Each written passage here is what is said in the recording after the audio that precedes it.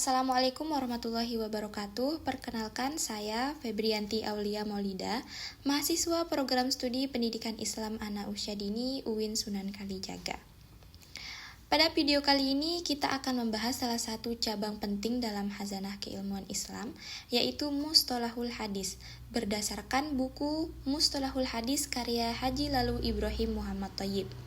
Buku ini disusun sebagai pengantar untuk membantu kita memahami dasar-dasar ilmu hadis secara sistematis. Melalui pembahasannya, kita diajak mengenal bagaimana para ulama menjaga kemurnian hadis Rasulullah SAW melalui metode penelitian yang teliti dan dapat dipertanggungjawabkan secara ilmiah. Mari kita mulai pembahasannya. Pernahkah kita bertanya bagaimana umat Islam dapat memastikan bahwa hadis yang kita pelajari benar-benar berasal dari Rasulullah SAW? Untuk menjawab pertanyaan tersebut, para ulama mengembangkan sebuah disiplin ilmu yang disebut Mustalahul Hadis atau ilmu hadis.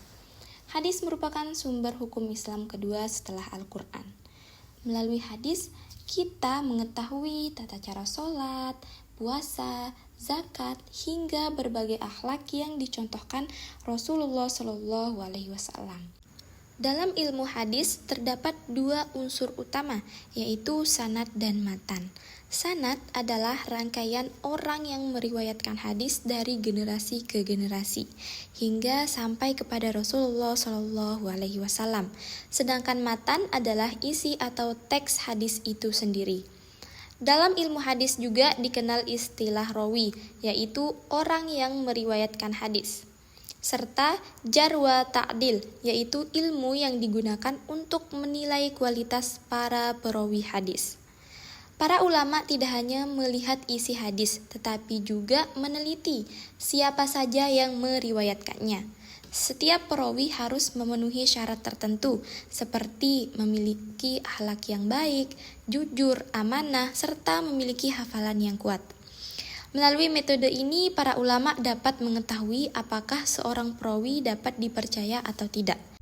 Berdasarkan jumlah perawinya, hadis dibagi menjadi dua kelompok utama, yaitu hadis mutawatir dan hadis ahad. Hadis mutawatir adalah hadis yang diriwayatkan oleh sangat banyak perawi pada setiap tingkat sanad. Jumlah yang banyak ini membuat mereka mustahil untuk berdusta. Oleh karena itu, hadis mutawatir memiliki tingkat kepastian yang sangat tinggi.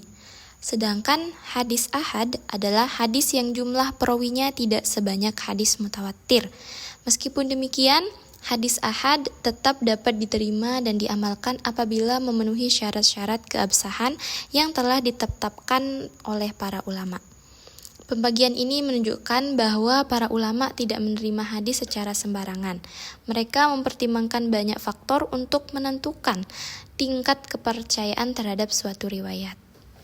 Selain dibedakan berdasarkan jumlah perawi, hadis juga diklasifikasikan berdasarkan kualitasnya. Yang pertama, hadis sahih.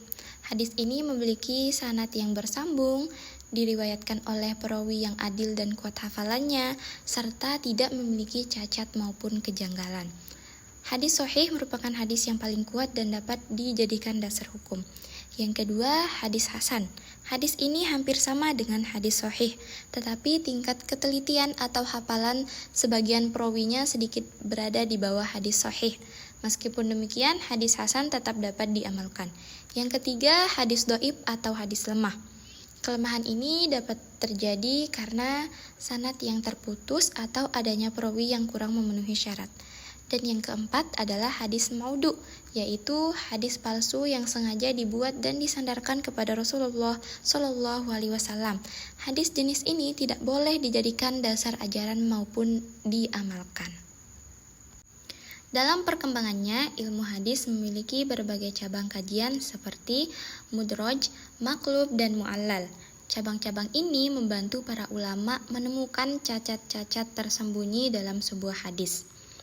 Selain itu, terdapat kajian tentang pemahaman hadis seperti hadis muhkam yang maknanya jelas, hadis mutasyabbih yang memerlukan penafsiran lebih mendalam, serta konsep nasik dan mansuk yang menjelaskan adanya penggantian hukum dalam kondisi tertentu. Semua hadis yang sampai kepada kita saat ini merupakan hasil kerja keras para ulama yang mengumpulkan, meneliti, dan memverifikasi ribuan riwayat dengan metode yang sangat ketat. Sebagai kesimpulan, ilmu hadis merupakan benteng yang menjaga kemurnian ajaran Islam. Dengan memahami ilmu hadis, kita dapat lebih bijak dalam menerima informasi keagamaan dan lebih yakin terhadap ajaran yang berasal dari Rasulullah Shallallahu Alaihi Wasallam.